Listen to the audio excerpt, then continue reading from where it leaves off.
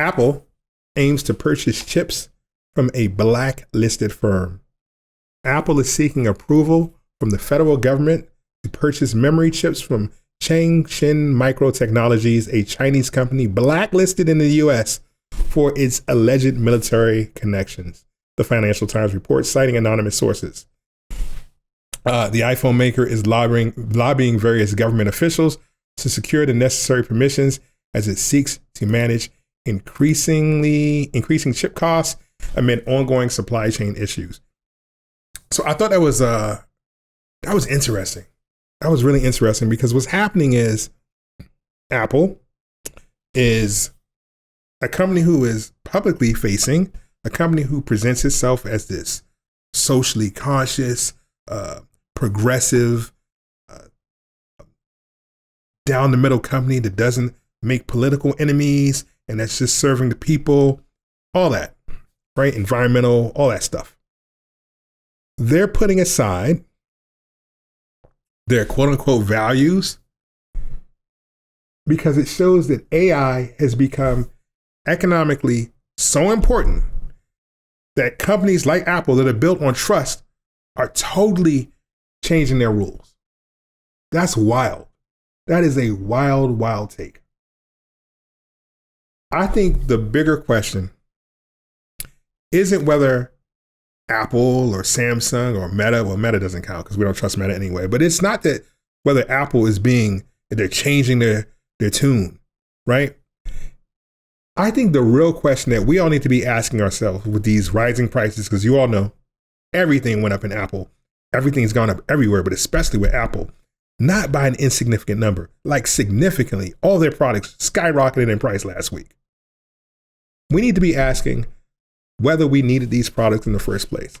Because believe it or not, may be hard to believe. There was a period not too long ago where we weren't in this hell cycle where every year to 2 years we had to get the next iPhone or the next iPad or the next MacBook or the next whatever. We're doing the same work. Most of the country is doing the same work. Are we being pushed into buying a future that nobody asked for? Nobody. That's it right there. That's the question. When did technology stop solving our problems? Yeah, here's the question. Think about this. When did it stop solving our problems and really start creating new ones just to justify the technology existing?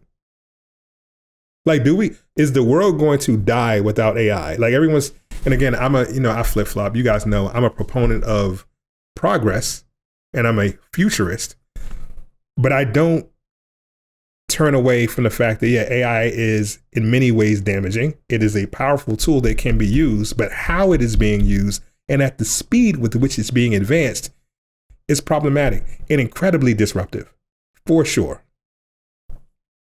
So everybody keeps telling us that AI is here, AI is inevitable, right?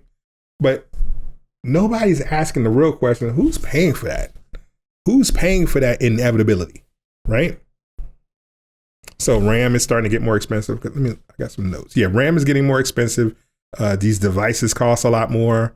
The supply chains are getting squeezed.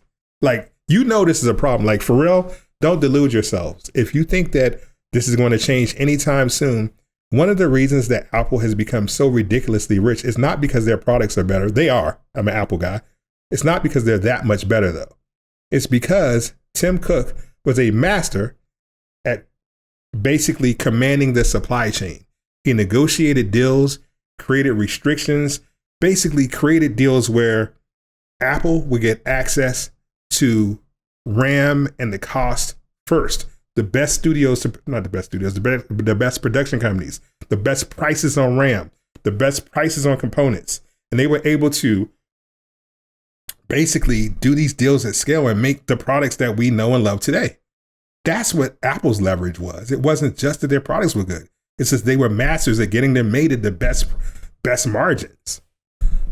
So it's a problem When if Apple has to raise their prices, that means even Tim Cook and Apple couldn't control those margins. Even they couldn't negotiate those deals, because when they say that the RAM is gone, no, they mean the RAM and the components are really being pushed toward AI from a government level. That's a problem. Apple can't control that. And because of that, because of where we are now Apple has to backtrack and go, yeah, okay, so maybe that military Chinese company that is majorly problematic worldwide, maybe we need to start doing business with them if we want to try to turn this in any way to our favor. Forget public opinion. Forget how that looks public facing. We need to protect that bottom line. That's where we are. That's where we are. And it's not a question of, should we allow this? We don't have any control over that. You know what we do have control on? This is an iPhone. Is this on the camera? Yeah. This is an iPhone 14. It's old.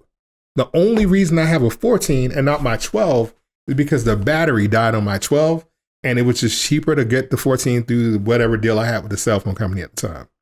I don't need the newest iPhone, and I'm not getting a new one anytime soon. If you've been watching my videos, you know I've sold my consoles. I don't own any gaming consoles. I don't have time to play much anymore, but if I did, I don't have a gaming console. If I do play, it's probably on my Quest because I need that socially for friends that I connect with. I don't have to have the newest stuff. Don't need it. I'm okay. If I want to play something, I'll use GeForce Now. I've said it before in previous videos, but I'll just say it again. Don't have to have the newest stuff. The stuff I have works fine for what I need. Once you get off the treadmill, it becomes a lot clearer. You don't actually have to have the newest things. Some things are new, some things you need. But the question that we should ask ourselves, especially if you're a viewer of this channel, isn't what's cool, because everything's cool. This is where it becomes ugly. Is what I'm about to purchase going to enhance my value? Is it going to give me leverage for a better positioning where I'm going to be able to win? And by win, yes, I mean financially. For example, the Apple Vision Pro. I like using that as an example because it's some crazy price product that looks like a really expensive toy. But is it a toy if it's something that's helping you do your job better and is directly responsible for an increase in your business or an increase in your productivity or an increase in your status, whatever that is, whatever that value is? Is there a direct line between that purchased item and an increase in money?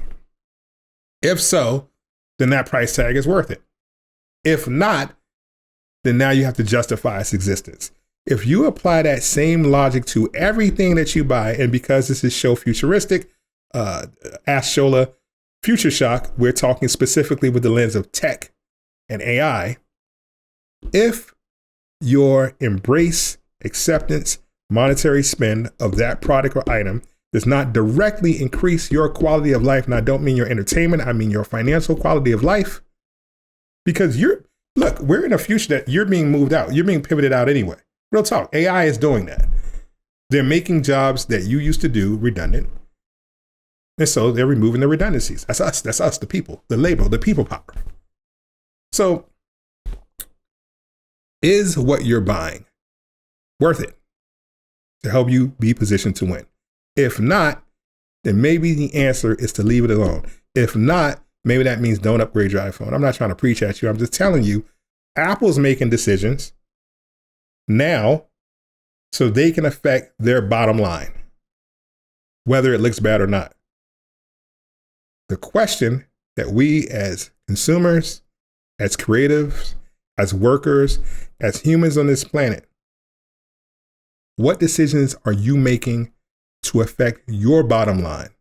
And don't get it twisted. We have two bottom lines: our financial bottom line, which means our wealth and our future, and our societal bottom line, meaning how we interact with each other and the effects on our social contract. Are we doing things that are harmful to either one? And if not, we got to change the behavior. Anyway, that was a quick video. Not going to blabber on too long today.